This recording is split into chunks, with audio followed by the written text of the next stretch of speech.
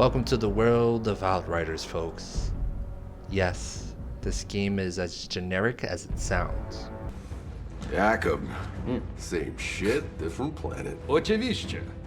Outriders. So first off, we gotta make our character. And look at how many options we got. We got faces, we got hairstyles, we got different colors, and that's about it.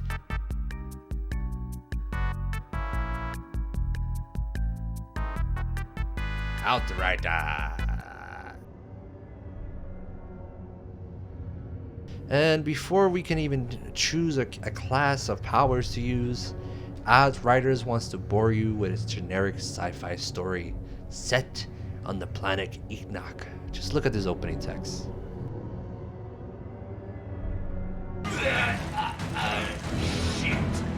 Yeah, so the opening of this game obviously is a tutorial to teach you how to play, and apparently you have chat dialogues with these characters, which I guess is a cool thing. I don't know, here I really care. You got this cowboy guy here, and you have this really touching moment.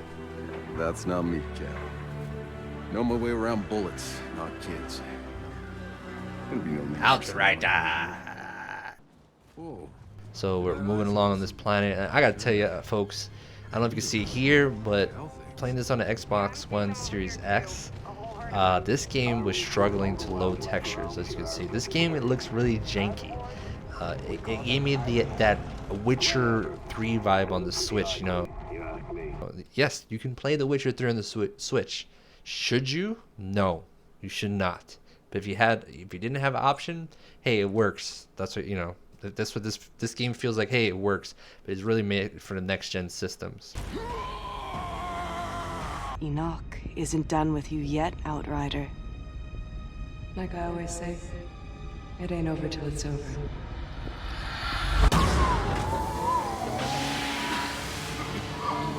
And then you get frozen like Master Chief, and you wake up on the future on this planet, and like, what the fuck is going on now?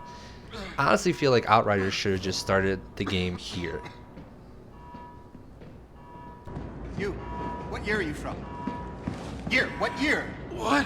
Is this your pod? Where were the uplink nodes? So once you get past this boring ass prologue, you finally get to pick your class. And you got 4 classes to choose from, folks. So we have Trickster here. And it's pretty much about being able to teleport, get in and out close, attack, kind of like a ninja class, like a rogue class, get in there, get out, goodbye, which is what I went with, but I'll get back into how I liked it or not. And we got the Devastator class, which is kind of encasing yourself in rocks, causing earthquakes, yada yada yada. Got earthquake moves. And then you got your Technomancer. You get a bunch of gadgets going on, and you could freeze the turret and stuff there. And then you got the Pyromancer, which is, it's pretty self-explanatory. You just freaking burn people alive and stuff. So right now I'm running around with my friends here in my PJs, and not by choice. This is literally how the game starts you off in this demo, at least. And you literally go onto the battlefield with your freaking PJs, which is, I can't recall a game that's ever done this non-ironically or had a really good reason. So it's really weird that you start off in a marketplace. Maybe I could have bought clothes. I didn't really spend time in the marketplace that much. I honestly, to me, marketplace I know this is where you go to get your loot and your costumes, but honestly, I really just want to get in and out and get back to the action.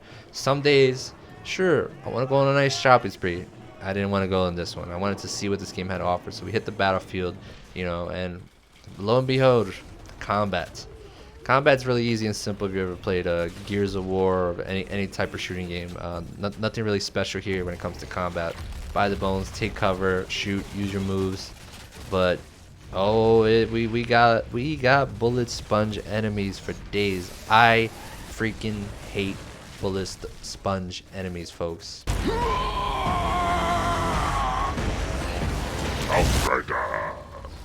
Bullet sponge enemies, oh my favorite. Seriously, folks, having to reload a gun, then put half a clip into one enemy is not fun. I don't know why developers keep doing this. If it's not a boss battle and it's just a random soldier, what the hell? the powers I had as a trickster, I had this like slicing time ability where I would slice people and they turn into skeletons, which looked cool, but most of the time I didn't kill them. Look at this. What is this? They're just turning them into skeletons. What are they, dancing skeletons? And it was also the night that the skeletons came to life. And then eventually I got this like bubble of slow motion time, which was kind of cool. You know, here I'm using it as a boss. We have a little boss battle here, but I mean this game just it literally is the most generic game. It literally just looks like it was born in a business war meeting. Just like they threw darts at a board, like Gears of War, Halo, Destiny, and yeah, I could not care less about this game. I know a lot of people love these games. I've tried my best to get into them.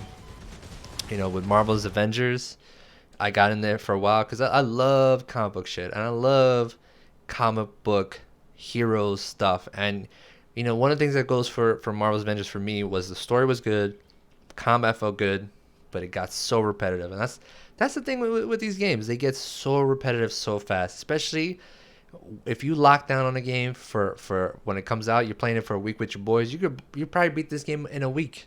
That's what happened with me with the first Destiny. I'm shocked that Square Enix is doing another live for service type game after the huge failure that Marvel's Avengers is. I can see why they're trying to do it. You know, with the popularity of Fortnite and Rainbow Six Siege. One could even say GTA Online is one of the popular examples. Everybody wants to get into that. You buy the game and you still put more money into it after you buy it kind of dynamic. And it's, yeah, it doesn't work for everybody.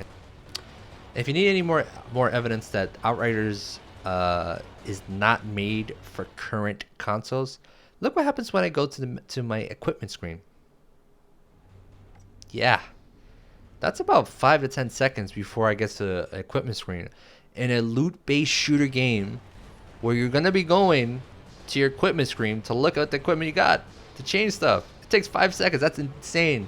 Sure, this is a demo. Hopefully this is not in the main game. I kind of feel like it's going to be in the main game. The game comes out in a month. Maybe they could tweak it. One day I would love to find the perfect loot-based game. I think Marvel's Avengers could be it one day. Do I have the answers to solve, you know, the loot-based dynamic? You know, you got Destiny that's doing alright. I don't know. I think with these games, you just need a steady stream of content, or you need a lot of content up front. You know, maybe they got to do more events where you change enemies up, or it's just raining fires and you get, you know, it's with these loot-based games, you're really just grinding out to find better loot. And yeah, maybe there's great loot in here, but I just don't care for the game. It's really just so generic. It's just like so just nothing, just blah blah blah, Enoch, blah, blah, blah. It's just whatever. I do not like anyone in this game. Don't like this anything about this game. I know some people watching this are just like, no, you don't get it. This is a game. You gotta spend hours and hours of playing it, and you're not gonna see, you know, you're not. This is just a demo, and it's like, yeah, I know it's just a demo, but this, what does the game come out in like a month? Comes out in April. So in a month, this is the game. This is what's coming out. You know, they might tweak some stuff here and there, but yeah, no, this is it, and I don't like it. And if you like it, good for you. I really don't. Honestly, I don't like this type of game. Maybe it's not for me, but it definitely doesn't do anything new. It definitely feels generic. So, Outriders, no thanks.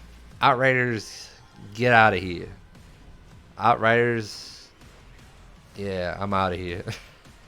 out of here, riders. That's what we're calling it. Out of here, riders.